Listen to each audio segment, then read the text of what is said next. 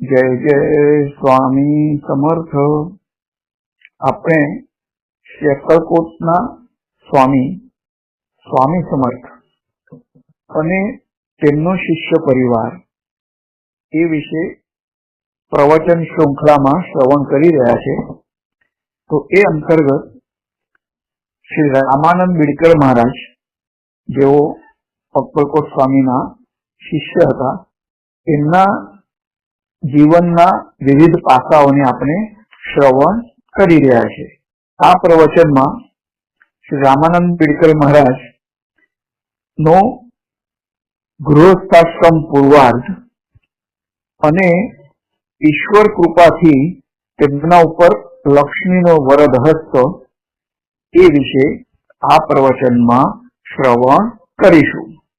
તો ગત પ્રવચનમાં આપણે જોયું કે તેમને પંઢરપુરમાં સ્વયં પંઢરીનાથે દર્શન આપ્યા અને એના પછી સપ્તશૃંગી માતાના દર્શને ગયા। તો સપ્તશૃંગી માતાનો તાંબુલનો પ્રસાદ પણ એમને પ્રત્યક્ષ પ્રાપ્ત થયો, એ આપણે શ્રવણ કર્યું છે। રામચંદ્રના મોટા ભાઈ ગૃહત્યાગ કરી ગયા હતા અને શ્રીમંતાઈમાં દિવસો પસાર કર્યા હોવાથી ઠાઠ માટતો રામચંદ્ર બીડકરનો પૂર્વે જેવો જ રહ્યો હતો, પરંતુ આવક હવે નામ માત્ર હતી। પ્રપંચનો સર્વભાર રામચંદ્ર ઉપર જ આવી પડ્યો છે। તો પ્રથમ તો રામચંદ્રે કોર્ટમાં વકીલી માટે ઉમેદવારી નોંધાવી અને વિચાર કરતા તેમને લાગ્યું કે તેમાં તેમને વિશેષ આવક થશે નહીં, આથી તેમને તે પ્રયત્ન છોડી દીધો। તેમણે 2 પૈસા વ્યાજ પર એટલે કે 2% ઉપર 25 રૂપિયા ઉધાર લીધા અને શરાફીનો ધંધો શરૂ કર્યો છે। તો પૂર્વે 64 પૈસાનો રૂપિયો થતો હતો અને રૂપિયા 2 પૈસા વ્યાજ એટલે 3.5% વ્યાજ થાય અને જો સીધે સીધું 100 ના 2 પૈસા ગણીએ તો 2% વ્યાજ થાય। તો આ ધંધામાં તેમને ફાવટ આવી છે અને સોના ચાંદી જર ઝવેરાતની તેઓ પરીક્ષા સારી રીતે કરી શકતા હતા। ધીમે ધીમે તેઓ તેમના વર્તુળમાં શરાફ તરીકે ઓળખાવા લાગ્યા છે।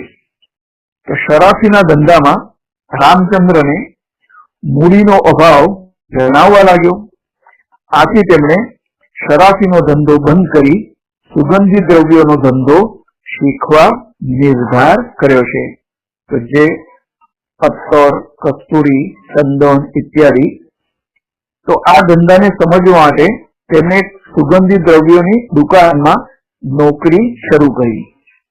થોડા સમયમાં ધંધાથી તેઓ સુપરિચિત થયા અને રામચંદ્ર દુકાનમાં હોય તો માલિકને કશું પણ જોવું પડતું ન હતું। દુકાનનો માલિક તેમને પગાર ઉપરાંત અવારનવાર બક્ષિસથી પણ નવાજતો હતો। નોકરીમાં સીમિત આવક હોવાથી મહારાજે તે નોકરીને તિલાંજલિ આપી અને પોતે જ સુગંધી દ્રવ્યો એટલે કે અત્તર, કેસર ઇત્યાદિનો વેપાર શરૂ કર્યો છે। તો સુગંધી દ્રવ્યોના વેપાર માટે મહારાજ એટલે કે રામચંદ્ર કલ્યાણ, થાણા, મુંબઈ ઇત્યાદિ સ્થળોએ ફેરી કરવા લાગ્યા છે અને આ ધંધામાં તેમને સારો એવો ફાયદો પણ થયો છે। તો સ્વતંત્ર વેપાર કરવાને લીધે મહારાજ પાસે પૂરતી મૂડી પણ એકઠી થઈ। આથી હવે રામચંદ્રે શરાફી ધંધામાં ધ્યાન કેન્દ્રિત કર્યું છે। તો મહારાજને એટલે કે રામચંદ્ર ને વેપાર સિવાયની વસ્તુની લેવેચનો પણ અનુભવ થતો અને તેમાં પણ તેમને ઘણો ફાયદો થતો।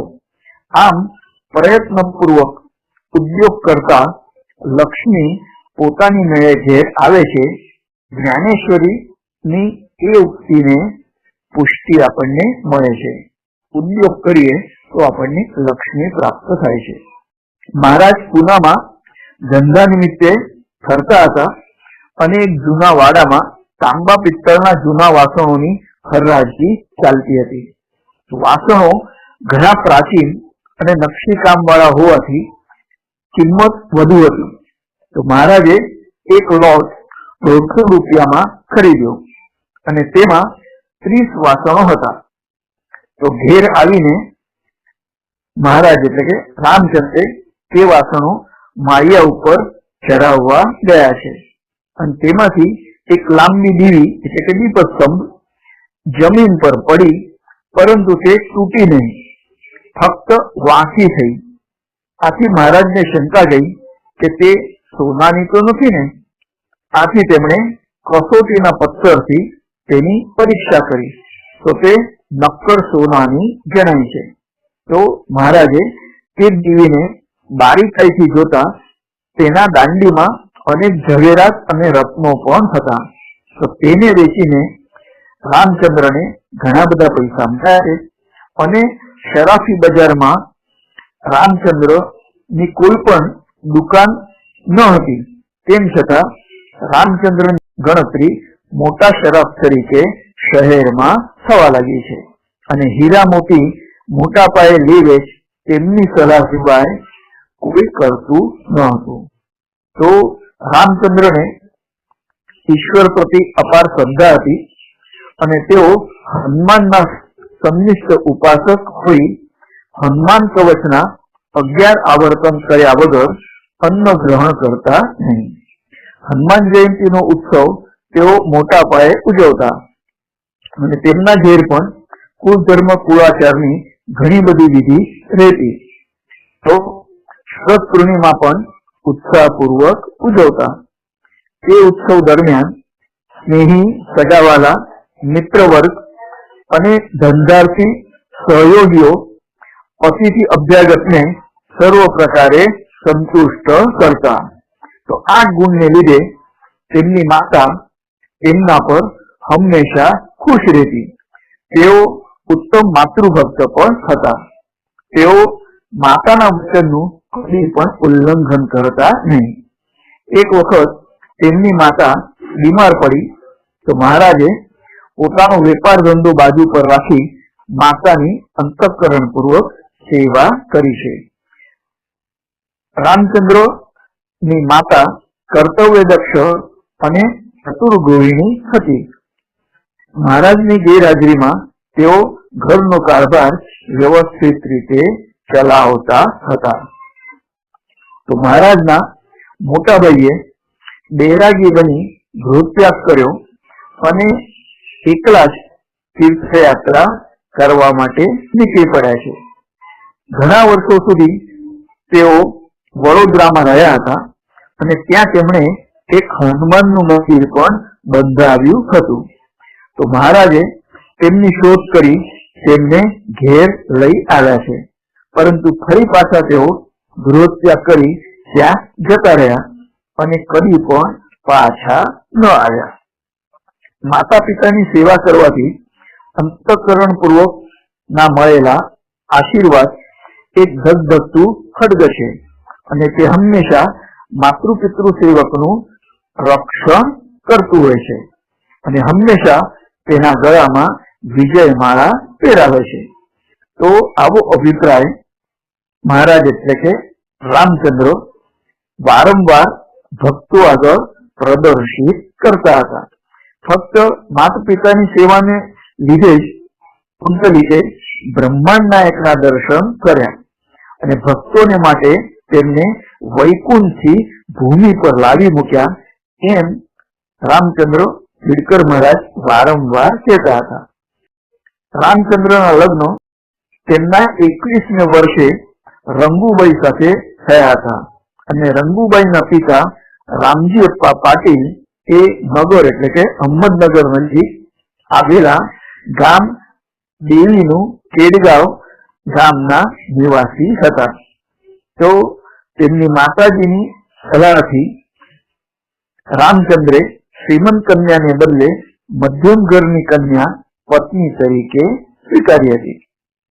મનુષ્યમાં ગમે તેટલા સારા ગુણો હોય, પરંતુ સંગતિ સારી ન હોય તો સંગતિ દોષને લીધે અનેક અવગુણ કે વ્યસનને આધીન થવાના સંજોગો ઉભા થાય છે. યૌવન અને સંપત્તિ મનુષ્યને વ્યસનનું વળગણ લગાડ્યા સિવાય રહેતું પણ નથી. તો રામચંદ્રનો વેપાર સુગંધી દ્રવ્યનો, અત્તર ઇત્યાદિનો હોવાથી અનેક શોખીન તેમજ શ્રીમંત લોકોના સહવાસમાં રામચંદ્ર આવ્યા છે. અને નિવાસ માટે પણ પૂના જેવું મોટું શહેર હતું. તેઓ એક વખત વારાંગનાના નેત્ર કટાક્ષની જાળમાં પણ ફસાયા અને તેમના ધર્મબંધનો શિથિલ પણ થયા છે. સાંસારિક કાર્યદક્ષતા ક્યાંય અદ્રશ્ય થઈ ગઈ અને માતાજી સિવાય કોઈ તેમને ટોકનાર અથવા કહેનાર. તો માતાજીને વાતની ખબર પડી અને તેમને ખૂબ જ દુઃખ પણ થયું છે. હવે ઉપદેશનો કોઈ અર્થ નથી તે તેમણે જાણ્યું અને આથી પોતાનું રહ્યું થયું પ્રભુત્વ કાયમ રાખવા તેઓએ રામચંદ્રને કશું પણ કહ્યું નહીં અને નિયંત્રકની ચાબુક એવી ફટકારવી ન જોઈએ જેથી સંબંધોની દોરી કાયમની માટે કપાઈ જાય. તો મોહ વ્યાપારમાં સક્રિયતા રામચંદ્રની વધી છે અને આથી ધંધા વેપારમાં ખોટ આવવાની શરૂ થઈ છે.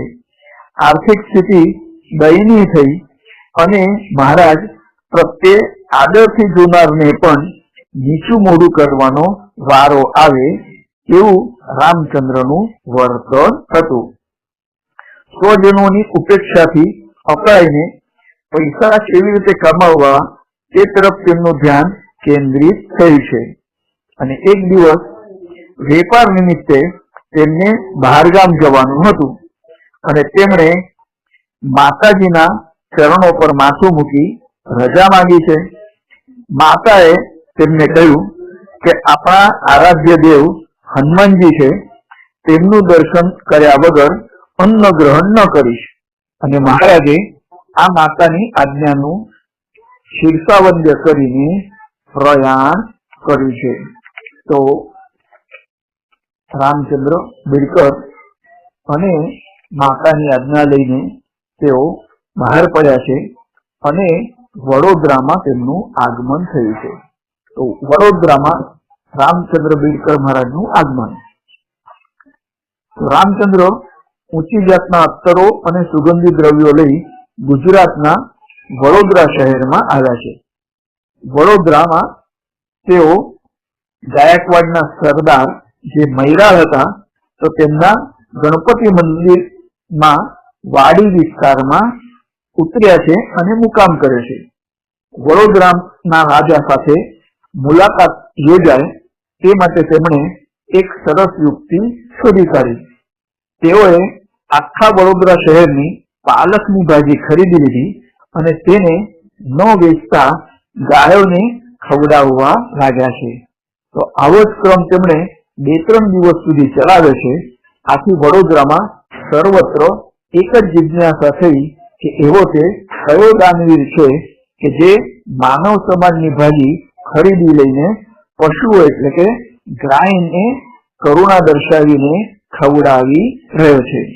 તો આ હકીકત રાજ દરબાર સુધી પણ વડોદરામાં પહોંચી છે અને રાજ દરબારમાંથી તેમને મળવા માટે તેડું આવ્યું છે. તો આ જે યુક્તિ રામચંદ્રે કરી હતી તે રાજ દરબારથી તેમને તેડું આવે તે માટે જ કરી હતી. તો રામચંદ્ર ઊંચી જાતના પોશાક અને સુગંધી અત્તર લગાડી સરકારી ગાડીમાં ગાયકવાડ દરબારમાં પહોંચ્યા છે. તેમણે મોટી પદકથી કુર્નિશ બજાવી છે અને તેમને પૂછવામાં આવ્યું કે સમગ્ર નગરની ભાજી ખરીદી ગાયોને ખવડાવવાનો તેમનો કયો હેતુ હતો. તેમણે જણાવ્યું કે સરકાર સાથે મુલાકાત થાય એ માટે જ આવા અનોખા માર્ગનું તેમણે અવલંબન કર્યું હતું. તેઓ મૂળ बीड गामना निवासी होई नारो शंकरना वंशज हता અને મરાઠી સલ્તનતના તેઓ નોકર છે।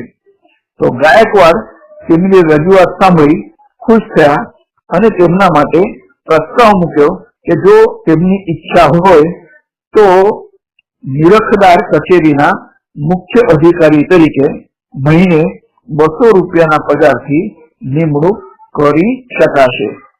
તો રામચંદ્રે સરકારને વિનયથી જણાવ્યું કે સરકારની આજ્ઞા હોય તો અંગરક્ષક તરીકેનું કામ બહાલ થાય। અંગરક્ષક તરીકેની ફરજ બજાવવા તેઓ તૈયાર છે। તો ગાયકવાડ સરકારે જણાવ્યું કે તલવારબાજીના દિવસો હવે પૂરા થયા છે, આથી તલવાર બહાદુરની નોકરી હાલમાં અપ્રસ્તુત છે। સરકારે તેમને 5000 રૂપિયા ફેંટો શાલ આપીને તેમનું સન્માન કર્યું અને રામચંદ્રે પોતાના ગામ જવા માટે આજ્ઞા માંગી ત્યારે ફરી એક રત્નકંઠી તેમને બક્ષિસ તરીકે રાજા તરફથી આપવામાં આવી છે। તો શ્રી ગોપાલરાવ મૈરાલ જેઓ ગાયકવાડના એક સરદાર હતા અને તેમણે પણ મહારાજનો સત્કાર એક ઉત્તમ પ્રકારની શાલ આપીને કર્યો છે અને મહારાજ વડોદરાથી નીકળી ગ્વાલિયર ગયા છે। ત્યાં તેમણે પોતાની સાથે ઊંચી જાતના અત્તરો અને સુગંધિત અગરબત્તીઓ વગેરે પણ સાથે લીધી છે। તો રામાનંદ બીડકર મહારાજ જેઓ અક્કલકોટ સ્વામીના શિષ્ય હતા અને પૂર્વ જીવનમાં અનેક ઉતાર ચઢાવ તેમનામાં આવ્યા હતા અને તેમને પંઢરીનાથ અને સપ્તશૃંગી માતાના દર્શન અને તેઓ પછી વડોદરામાં આગમન કર્યું છે એ બધી કથા આપણે શ્રવણ કરી છે અને એના પછી તેઓ ગ્વાલિયર શહેરમાં ગયા અને જયપુર, સાતારા અને અક્કલકોટ ગયા। તો એ બધી કથા આપણે હવે આવતા પ્રવચનમાં શ્રવણ કરીશું। જય જય સ્વામી સમર્થ।